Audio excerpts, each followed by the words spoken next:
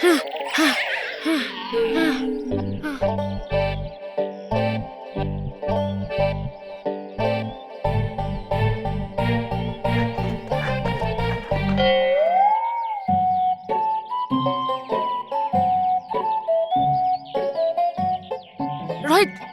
কি? ওই দেখ, চল চল।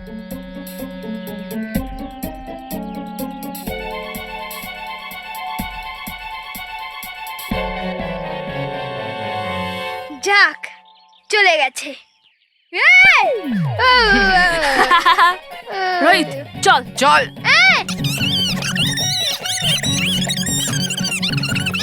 প্লিজ আমাকে নেড়া করো না, প্লিজ। মেহের, বাঁচা আমাকে।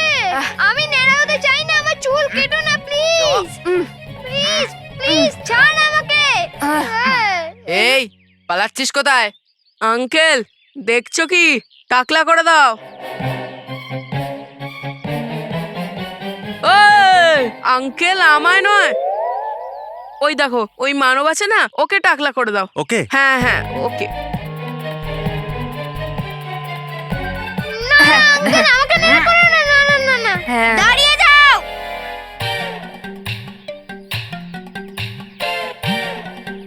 রোহিত, কুশল, মানবকে ছাড়। ছাড় মানবকে, নাহলে কিন্তু মেরেই দেব। সর। মন্টু, দেখ। দেখবে তো পুরো স্কুল মেহের, মানবকে টাকলা পুরো স্কুল দেখবে। বালবীর, বালবীর, এটা কখনোই হবে না। এটা কখনো হবে না, আরে এটাই হবে। আমাকে ছাড়। বালবীর, বালবীর, বালবীর, বালবীর, তুমি একদম ঠিক কাজ করেছো। ভয়ঙ্কর পরীর জন্য ওটাই সঠিক জায়গা, ব্রহ্মাণ্ডের চক্রগ্রহ। আর পরীরা, আমি তোমাদের সবাইকে ধন্যবাদ জানাচ্ছি। তোমরা সবাই মিলে ভয়ঙ্কর পরী ও ছল পরীর এমন সৈন্যদের হারিয়েছ যাদের হারানো খুব সহজ ছিল না। ধন্যবাদ কেশপরি। কিন্তু মা, রানীপরি আমাদের সঙ্গে নেই, এই জন্য আমরা আমাদের জয়ের অনুভব করতে পারছি না। বালবীর, রানীপরি যেখানেই থাকুন না কেন, উনি আমাদের এই জয়কে নিশ্চয়ই দেখছেন। আমাদের এই অশুভ শক্তিকে হারানোর জয়কে দেখে উনি নিশ্চয়ই গর্ব অনুভব করছেন। হ্যাঁ বালবীর, আজ হয়তো রানীপরি আমাদের সঙ্গে এখানে নেই, কিন্তু আমাদের প্রেরণা হয়ে সব সময় আমাদের সঙ্গে আছেন। আর রানীপরি তখনই খুশি হবেন যখন আমরা সবাই খুশিতে থাকব।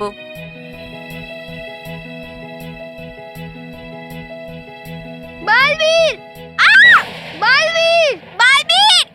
মানব মেহের আমাকে ডাকছে। ওরা নিশ্চয়ই কোনো বিপদে আছে বালবীর, যাও আর ওদের সাহায্য করো। হ্যাঁ বালবীর, সবার প্রথমে তোমার জন্য তোমার কর্তব্যই প্রধান, আর সেটা হলো বাচ্চাদের সুরক্ষা দেওয়া। এই জন্য তুমি যাও বালবীর, ওদের রক্ষা করো। হ্যাঁ মা।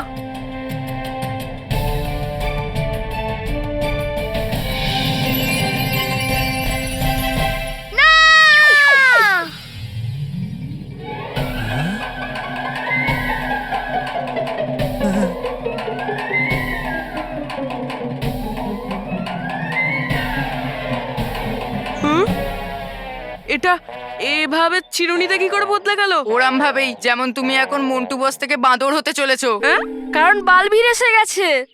বালবীর,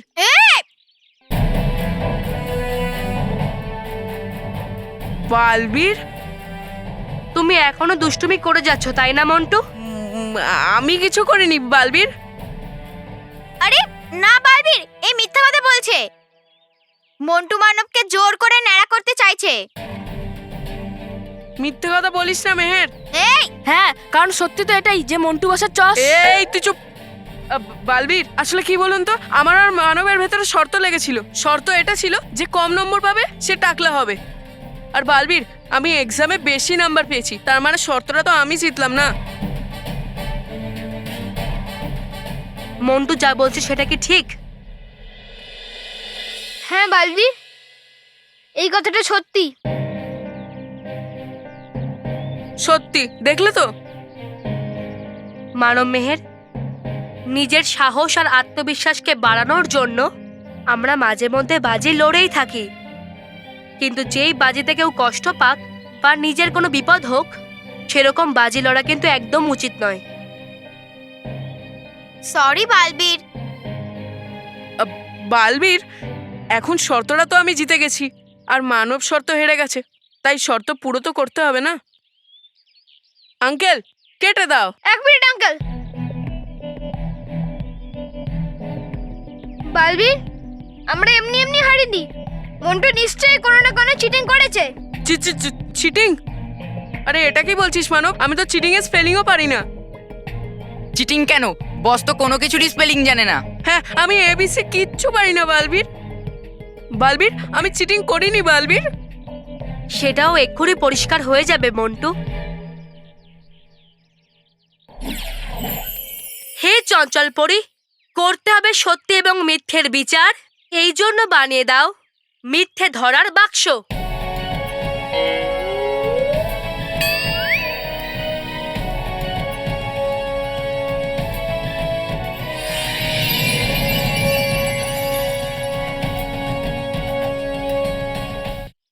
মন্টু, এটা মিথ্যে যাচাই করার বাক্স।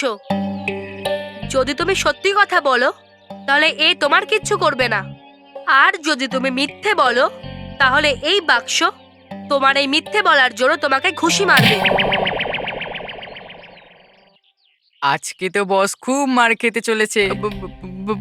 বালবীর, এগুলোর কিসের দরকার? মানব, যা, আমি ভুলে গেছি যে আমাদের কোনো শর্ত লেগেছিল। তোকে আর টাকলে হতে হবে না। যা যা, তুই বাড়ি যা। না। যা। হ্যাঁ, বস তোদের রেসপেক্ট করে বলে বস তোদের ছেড়ে দিচ্ছে, নাহলে বস কাউকে ভয় পায় না। হ্যাঁ, আর এমনিতেও বস যখন চিটিং করেইনি তাহলে বস ভয় পাবে কেন? কিন্তু তাও তোমার যদি জিজ্ঞেস করার থাকে তাহলে জিজ্ঞেস করে নাও বালবীর। চুপ কর কথাটা। এই না মন্টু,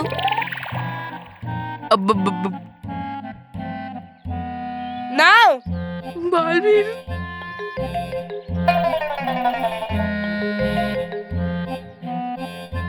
আমাকে বলো মন্টু, তুমি কি পরীক্ষার সময় কোনো প্রকার বদমাইশি করেছিলে? একটু জোরে বলো। না।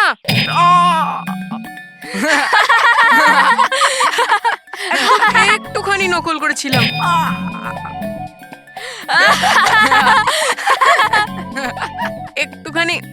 একটুখানি বেশিই চিটিং করেছিলাম। আরে यार, পুরো কথাটা তো শোন, পুরো কথাটা শোন।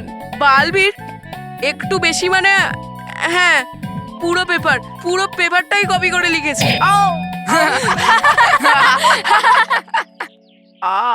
হ্যাঁ, আমি করেছি, চিটিং করেছি আমি বই থেকে। বালবীর, বই থেকে আমি চিটিং করিনি, আমি কপি বের করে চিটিং করি। আরে কপি বের করে নয় বলছি। বালবীর, এ নাও, আমি এবার সব সত্যি সত্যি বলছি। এই দেখো, এই চশমা।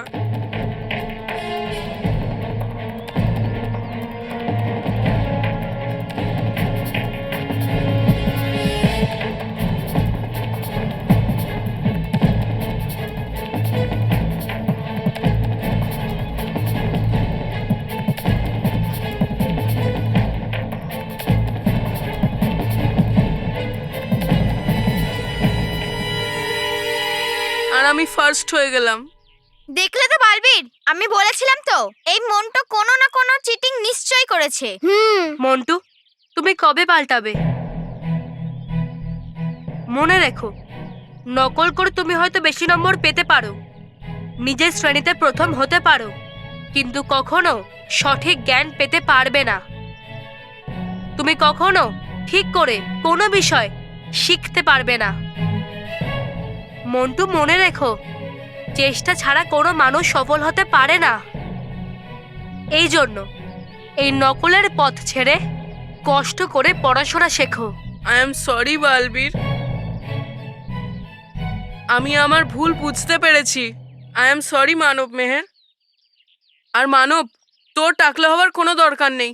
তোর জায়গায় আমি টাকলা হয়ে যাচ্ছি।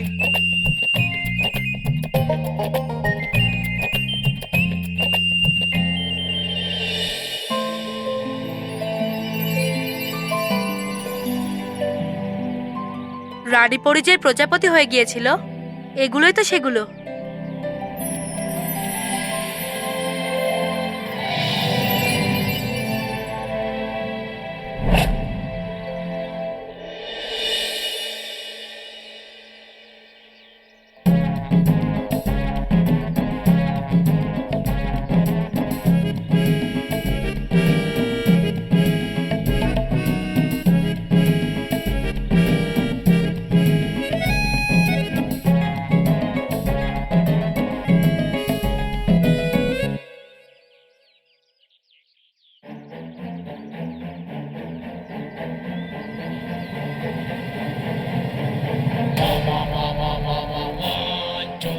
বস কিরকম লাগছে এই ছুঁচোগুলোর থেকে হেরে?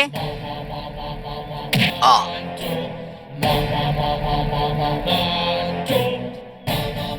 মানব মেহের, এর বদলা আমি নিয়েই ছাড়বো।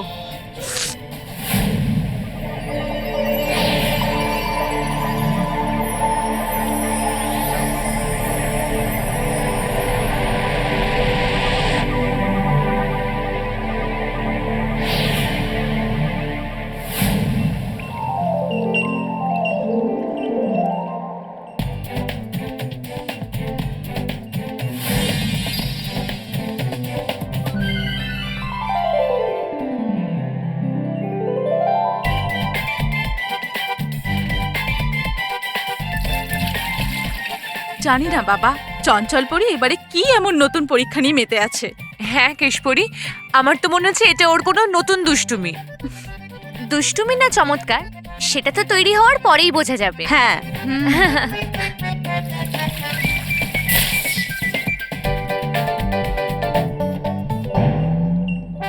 চঞ্চলপরি, এই তো আর একটু সময় লাগবে। হ্যাঁ,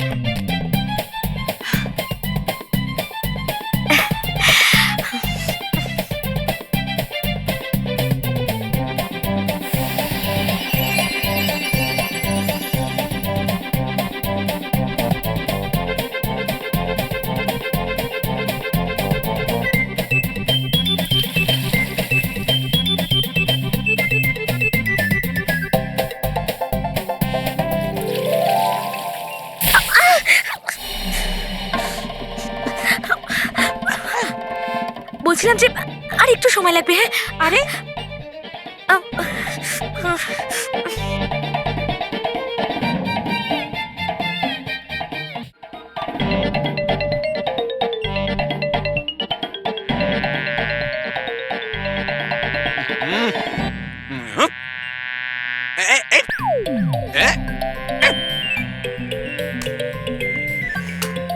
ডুবা ডুবা এক। আরে আমার মিশনটাকে শেষ তো করতে দাও, তারপর হাততালি দিও। হ্যাঁ, আরে না চঞ্চলপুরি, দিচ্ছি আমি হাততালি ওই মাছিটাকে তাড়ানোর জন্য, যে করছে আমায় বিরক্ত বারবার বারংবার।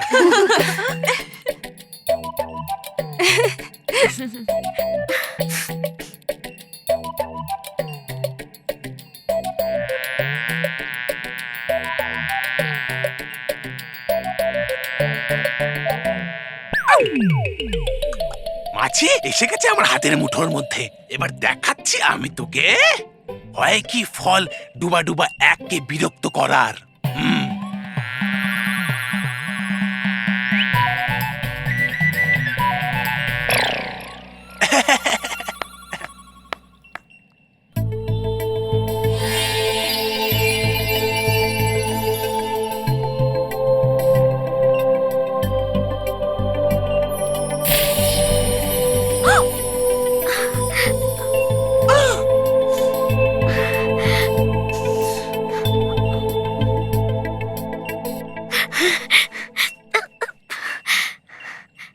পরীরা, ডুবা ডুবা এক, সবাই দেখো তৈরি হয়ে গেছে আমার এই মহাশক্তিশালী ইন্ধন।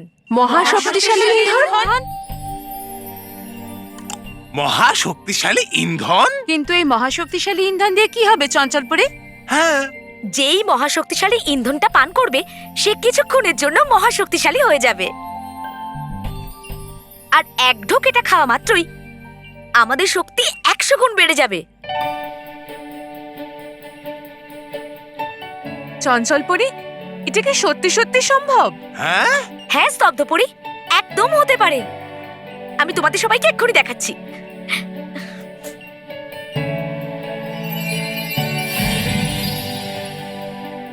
সবাই ভালো করে দেখো, এটা লোহার দণ্ড, তাই তো? এবার এই দণ্ডটাকে আগে আমি শুধুমাত্র আমার জাদু শক্তি দিয়ে বেঁকাতে পারতাম, কিন্তু এখন আমি আমার শক্তি দিয়েও এটাকে বেঁকাতে পারবো। হ্যাঁ? সবাই দেখবে কিভাবে।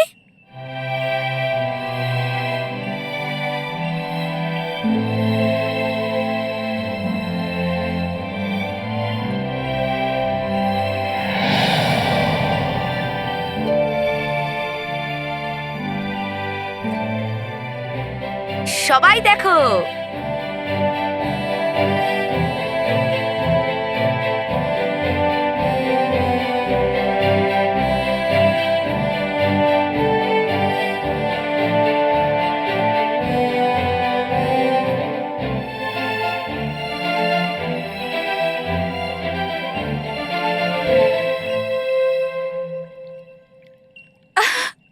চঞ্চলপরি, এটা দারুণ কাজ করেছো আরে চঞ্চলপরি। হ্যাঁ, কি করে হলো এটা?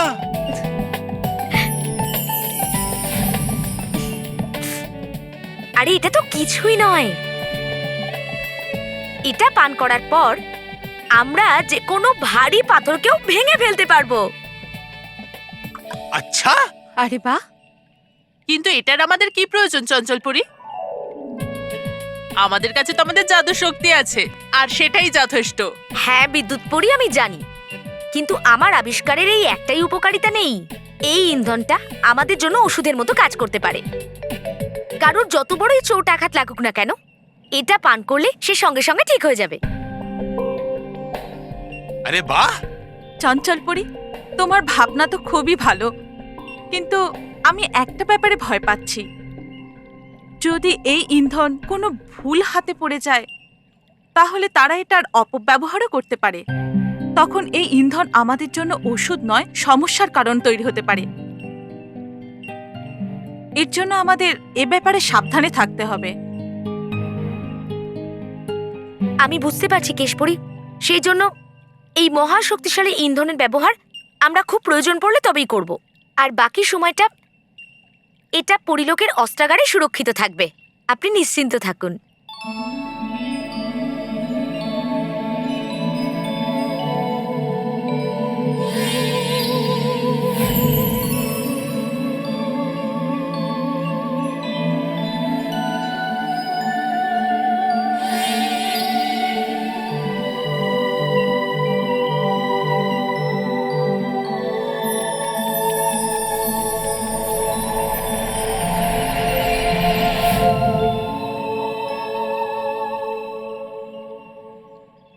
ডুবাডুবা এক, হ্যাঁ?